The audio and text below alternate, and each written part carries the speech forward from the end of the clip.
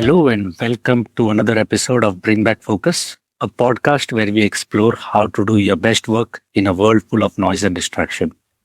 So, in the last episode, we talked about the power of thinking time. We looked at the science of thinking time. We saw how every big idea or a creative idea needs moment of silence and clarity. So, we looked at all of that in the previous episode. If you haven't heard that, highly recommend go listen to it.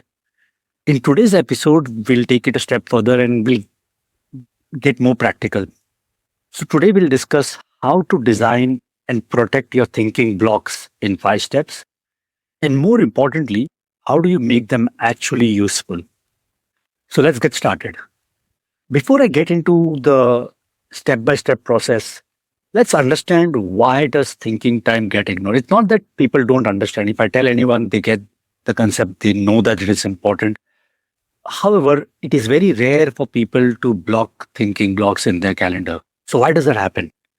So what happens is the reason is very, very simple. Thinking time has no visible output in the short run. Just underline or bold that point in the short run. It has no visible output. So when you finish a meeting, you have notes and you have some action items. But when you finish thinking, all you have is thoughts, maybe some ideas, but no clear visible output. And that's the reason why we kind of keep procrastinating, we pushing it off because it doesn't produce anything visible in the short run. And it's really hard to defend this in a world obsessed with metrics, productivity metrics. So I think the first shift that you would need to do is think about thinking as real work. It may not show results right away, but absolutely over time, it will drive the quality of every decision, every project, every idea you execute. Not only that, it will equip you with so many ideas that you'd be surprised. So that's the biggest and most important shift before we get into the details. Like thinking is real work. It takes time, but it shows real impact in your career and your life. So with that being said, how do we go about blocking time and making those blocks work? So step one is schedule it and follow that schedule. Make that schedule matter. So if you want to take thinking seriously, you have to give it time on your calendar.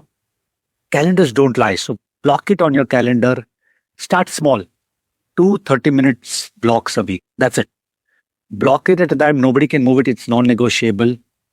It is your thinking time. And don't call it free time or don't even call it focus time. It is, as I said, it is thinking time. Call it clarity block, call it thinking space, whatever you would like to call it. It is not execution oriented. It is thinking oriented. It's almost like a meeting with your future self. So do not cancel that block. Make it a non-negotiable on your calendar. That's step one. Step two is create the right environment. I'm sure you have spaces at your home, in the office, where you do your best thinking. So go there.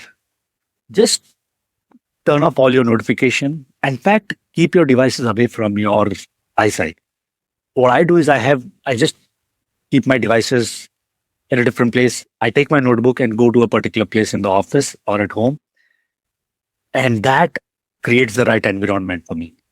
It could be anything. It could be you could sit by the window, go for a walk, find a quiet corner. It's up to you. Your brain will recognize this time feels very, very different. So do that. Create the right environment.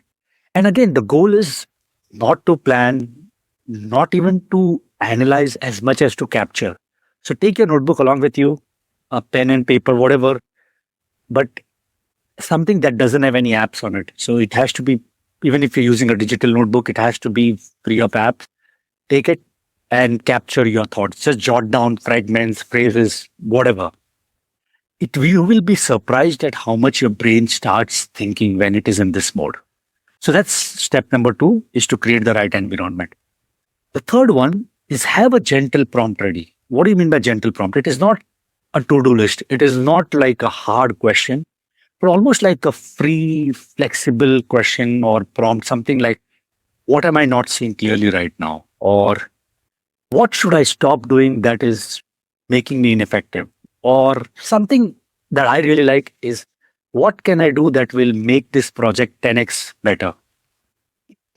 You can think about any such prompt. It doesn't, as I said, it doesn't have to be a hard, rigid prompt. It has to be almost like a flexible. I'm waving my hands to show that it has to be comfortable to your brain. It is almost something which is more ambitious in nature rather than very rigid project driven, as I would say. Open ended in nature rather than close ended. Pick one question per session. That's it. And that's what you will noodle around. Your brain will start thinking about it. You will start jotting down, okay, for example, how do I make this project 10x better? Your brain will start thinking, what are the issues currently? What are some of the small ideas that you might have thought of earlier but never got a chance to write about it? So you'll start seeing action in motion. Some days you will fill pages and some days you'll get nothing. That's okay. Don't worry about it. If you get nothing out of this block, that's perfectly all right. It happens. But remember, this is not about efficiency. It is about discovery and quality. Yes, not about efficiency. It's about discovery. It's about quality. So that's step number 3. Have a gentle prompt ready. Step number 4 is protect it like a sacred space. No, don't let anybody enter your thinking zone, your thinking time. Nobody should be allowed to do that. If there is a meeting, the meeting can wait. If it was scheduled right away, it can wait. No emails, no pings, nothing. It just is you and your time and your brain. Do not reschedule the meeting. That gets you in the loop of procrastination, and you don't want that. Lastly, reflect and revisit. So at the end of every week, open your notebook and go through your notes. You'll notice that the ideas keep coming back. You'll notice some patterns, and those patterns are not random. They'll suddenly start making sense. That reflection and revisit is actually one of the most important parts of this. So once you're done with the week on a Friday or a Saturday, whatever works for you, go back to your notes and start thinking about, okay, what were the patterns? What were the thoughts? And what did you learn during this process? So those are the 5 steps. I'll repeat again. Step number 1 is schedule and be rigid with the schedule. Make it count, make it matter. Create the right environment. Go to the place where your thoughts come naturally. Find a corner, find a window, walk, do whatever that works best for you. Step number 3 is have a gentle prompt. When I say gentle prompt, it doesn't have to be rigid. It doesn't have to be close-ended. It has to be flexible, open-ended in nature. Something more ambitious. Step number 4 is protect this setup like a sacred space. Don't let any meeting, any email, any chat, anything interrupt you during this process. And step number 5 is at the end of the week, reflect and revisit. Remember, thinking time is leverage.